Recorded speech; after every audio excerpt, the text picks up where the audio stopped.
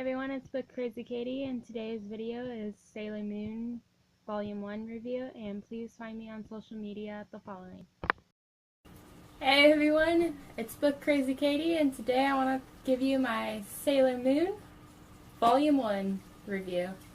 So I've read some Sailor Moon issues before when I was like 10, 11 years old, 12 maybe.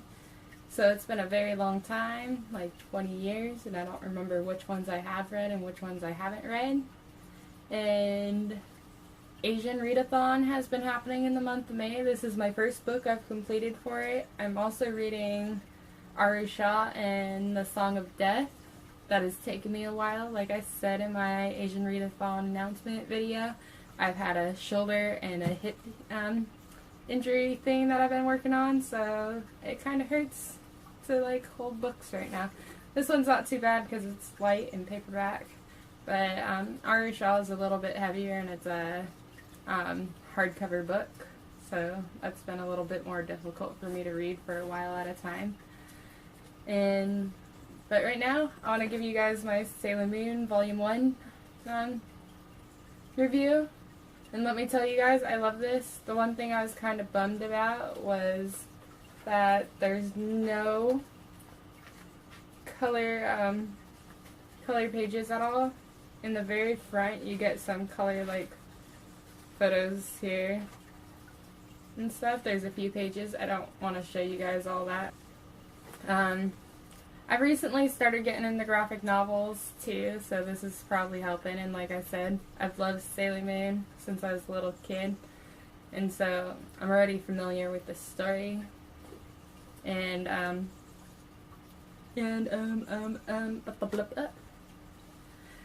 But one of the things I've always loved about Sailor Moon is the love story, which you start seeing the slowly unravel towards the end of this one, and I am adoring it, and I'm trash for it, and I can't wait until I get the next issue so I can go on and continue that story. I've always loved Serena and Darian's, or Usagi and Mamoru-chan's love story.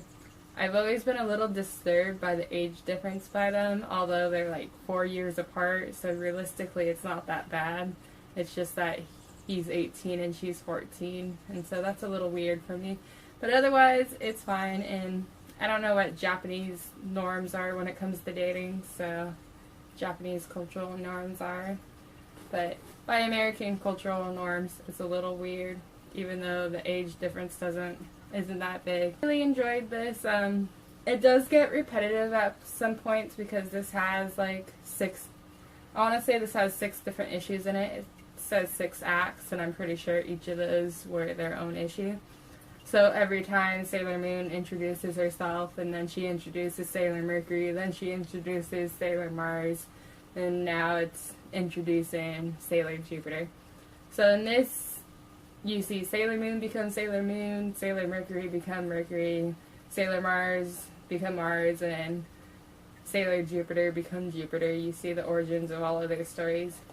And then, but what you don't see is Sailor Venus come on scene. And if you watched the show or if you've read the comics, you know that Sailor V was a Sailor Scout before the rest of them. And prior to the Sailor Moon manga, there was a codenamed Sailor V manga, which I hope to delve into. Now, it's apparently been released in the US as of like 2011, I think. So I really look forward to that. But I really love this. I love the, like I said, I've always been a sucker for the love story between Serena and Darian, and I look forward to reading more about that. And then I look forward to seeing how the friendships progress in this, and can't wait until we get to further volumes where Chibi Moon ends up being in the series, because some of her story arcs are pretty awesome, so I really look forward to that. I've always liked what they're like, the little tidbits that you get of what their life was like on the moon before and then after, because there's stuff that happened in the past and then there's stuff that happens in the future later on in the series, and I've always appreciated that.